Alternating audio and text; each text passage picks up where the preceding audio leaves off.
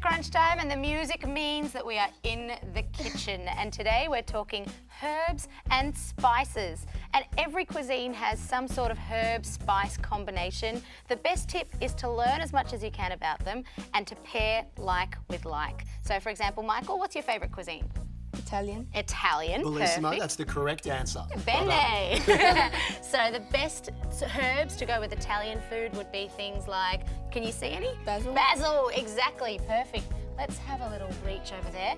Michaela, what do you reckon? What does that smell like? It's nice. Yeah, really nice. Really good. Yeah, what would you put the basil with? A nice big plate of pasta. Yum, yeah, absolutely. Garnish on top of pasta. You can put that on a caprese salad. Have you had caprese salad before? No. That's the one with tomatoes and some sort of cheese. Michaela, what cheese do you reckon goes on a caprese? An Italian cheese? Mozzarella? Mozzarella is right! Nice work. So mozzarella, basil, tomato, yummy. Got Now- such a great smell, doesn't it, Basil? Have Yeah. a sniff of that. And have a taste as well. We've got these herbs and spices for you to taste because they all taste so great. Herbs tend to go into a dish right at the end, and spices go in at the beginning. Now you're tasting the basil. What are you tasting? How does it taste to you? Michael, what do you reckon? Nice and fresh. Fresh, yeah, beautiful fresh flavours. Now something else that's quite fresh is this guy. What does this look like?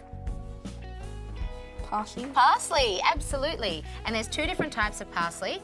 This one is called a flat leaf parsley. And this one, what do you think this one's called?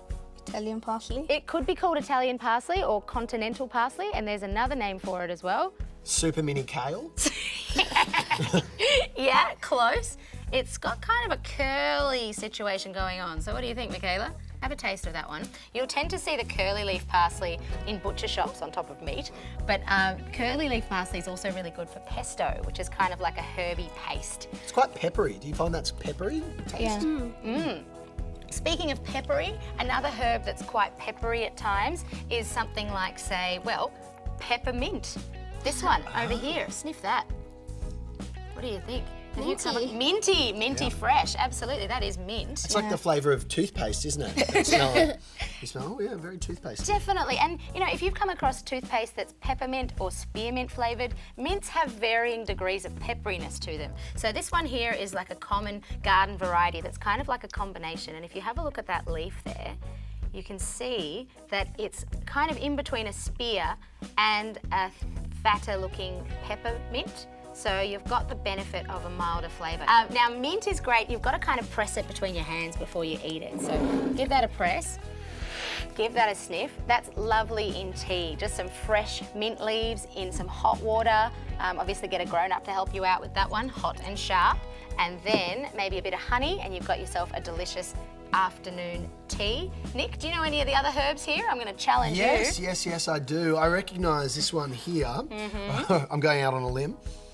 I think that's coriander. Yeah. Popular in Mexican food. Lots of often in Mexican food. Yes. And also popular in food that is ruined by coriander often. So people get very upset about coriander, Alice. They do. Well, it's funny. Coriander is a very interesting herb because some people actually can't process it. It tastes soapy to them. So if you have tasted coriander and it tastes soapy, don't be afraid. Give it another chance. But you could be one of those unlucky people for whom coriander will always taste soapy. We For haven't me- washed these ones, guys. They are not soaped up. Have a taste and tell Have a me taste. tell me if you think it tastes soapy, or tell me how would you describe the taste. Michael, starting off with you as you're still chewing. You can talk with your mouth open here, that's no problem.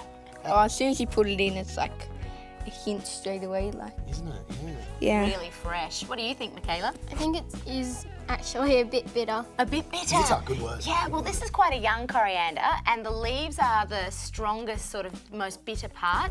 If you're using coriander in Asian cooking, you want to be using the roots in your curry pastes right here. See that little baby root there? That's the mildest part, and it's also quite sweet. Now, we're going to have a look at some more herbs and spices. Let's have a look at the spices, in fact. over here. We've got lots of spices to choose from. Do you recognise any of the spices here, Michael, Michaela? What do you think? There's some cinnamon here. Cinnamon, very good. And Michael, you're a chef, aren't you? Michael- You're masquerading as a young person, but you're a fully grown chef. I think he's just made his chef's hat invisible, but really there's a lot of knowledge here. It's brilliant. So cinnamon is in fact a bark, which is then ground down into a powder. A lot of spices are ground spices, but over here you've got clove. Have a sniff of the clove. It's got quite a strong flavour. There you go, Michaela, have a sniff. And clove is actually a natural anaesthetic. They used to use this back in the day if someone had a toothache. They'd pop some clove in their mouth, pop that in your mouth, and it's it kind quite of pungent. numbs your tongue. What do you think? Have you tasted that flavour before, Michael? No. Michaela, what do you No, think? This one comes around Christmas time. Yeah. Nick, have you seen cloves studded anywhere? In hams, often glazed hams has that. Yeah, it's very pungent, stings the nostrils Yes. in a good way. Yes. Cloves don't tend to be eaten whole. They just tend to flavour a dish and get taken out right at the end. Now, speaking of flavour, something else that goes into a dish and then gets taken out are these leaves over here, which look quite familiar. Give them a crush because they look quite similar to these leaves. You might have these growing in the garden. These are known as, they've got 3 letters starting with B. Bay leaves. Tell you what, Nick, I think you're onto it. Michael is totally a professional chef. These are bay leaves, and if you're going to cook with them, you want them to dry out first before you use them. So that's the bay leaf dry, and that's it fresh right there.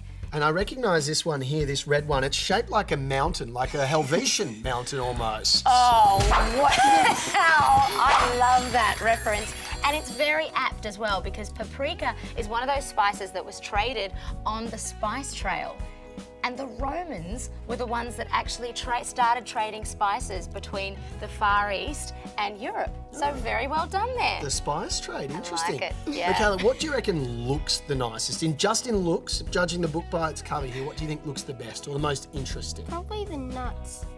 Nuts, These okay. nuts in the middle, very good work. It is in fact nutmeg that we're looking at right over here. And nutmeg needs to be grated or using this little thing. We're going to grate the nutmeg. I'm going to show you very carefully over here. Have a sniff of that nutmeg. A little bit like a chai, isn't it? Oh, Yeah. that really clears the... It clears the nostrils, absolutely. And if you want to try any of these herbs and spices, if you want to know more, check out the website. But in the meantime, we're going to keep tasting, sniffing, smelling, because that's what food's all about. See you soon. Ooh, might need a glass of water.